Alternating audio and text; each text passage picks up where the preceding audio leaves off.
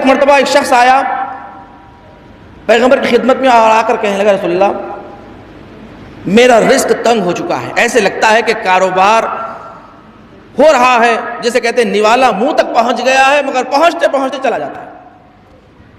یا رسول اللہ پریشان ہوں، جو کاروبار کرنا چاہتا ہوں وہاں نقصان ہو جاتا ہے، کوئی ایسا عمل بتائیے۔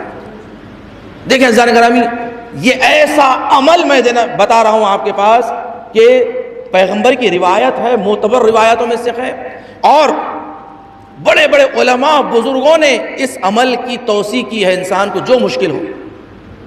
آیت اللہ شاہ آبادی بزرگ عرفاء میں سے تھے، آیت اللہ بہجت کے ہم عصر اور ان کے برابر کے علماء میں سے عارف تھے۔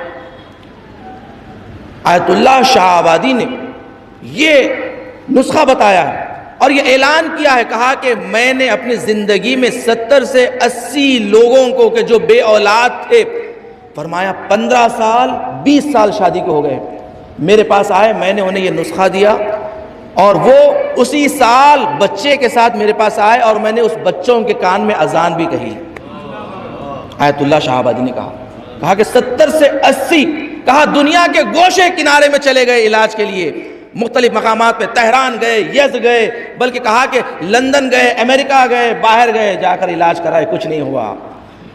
جب واپس لوٹ کر آئے آیت اللہ شاہ آبادی نے کہا کہ میں نے یہ پیغمبر کا نسخہ انہیں دیا اور وہ اسی سال صاحب اولاد ہوئے اور میں نے ان بچوں کے کان میں اذان کہی۔ کہا یہ اس عمل کو، در حقیقت میں یہ عمل پیغمبر بتا رہے ہیں جس کو مالی مشکل ہو، اور فرمایا کہ ہر مشکل کے لیے عمل ہے۔ نماز استغفار، پیغمبر نے فرمایا نماز استغفار کا طریقہ بتایا۔ ایک جوان آیا، رسول اللہ پریشان ہوں، کاروبار میں ترقی نہیں ہو رہی ہے، برکت نہیں ہو رہی ہے، کیا کروں؟ پیغمبر نے فرمایا جا کر 2 رکعت نماز استغفار پڑھ، اور نماز استغفار کا طریقہ بتایا کہ 2 رکعت نماز استغفار پڑھتا ہوں قربۃ اللہ کی نیت سے، الحمد، سورہ حمد کے بعد سورہ انا انزلنا کا سورہ 1 مرتبہ، اس کے بعد جیسے ہی تم سورہ پڑھ لو 15 مرتبہ کہو استغفر اللہ استغفر اللہ استغفر اللہ استغفر اللہ 15 ٹائمز، جیسے نماز جعفر تیار پڑھتے ہیں اسی طرح سورہ قدر پڑھنے کے بعد 15 مرتبہ استغفر اللہ، بس اتنے ہی، زیادہ پورا نہیں، استغفر اللہ استغفر اللہ استغفر اللہ استغفر اللہ 15 مرتبہ۔ رکوع میں جاؤ، ذکر رکوع پڑھو 10 مرتبہ استغفر اللہ استغفر اللہ استغفر اللہ استغفر اللہ۔ رکوع سے اٹھو، کہو 10 مرتبہ استغفر اللہ استغفر اللہ استغفر اللہ استغفر اللہ۔ سجدے میں جاؤ، ذکر سجدہ پڑھنے کے بعد 10 مرتبہ استغفر اللہ استغفر اللہ استغفر اللہ۔ سجدے سے اٹھو، اٹھنے کے بعد جہاں پر ذکر سجدہ پڑھتے استغفر اللہ ربی واتوب الیہ 10 مرتبہ استغفر اللہ استغفر اللہ استغفر اللہ استغفر اللہ 10 مرتبہ۔ پھر دوسرا سجدے کا ذکر پڑھنے کے بعد 10 مرتبہ استغفر اللہ استغفر اللہ استغفر اللہ۔ پھر دوسرا سجدہ مکمل ہونے کے بعد سجدے سے جب اٹھتے ہو، اٹھنے کے بعد 10 مرتبہ پڑھو استغفر اللہ استغفر اللہ استغفر اللہ استغفر اللہ۔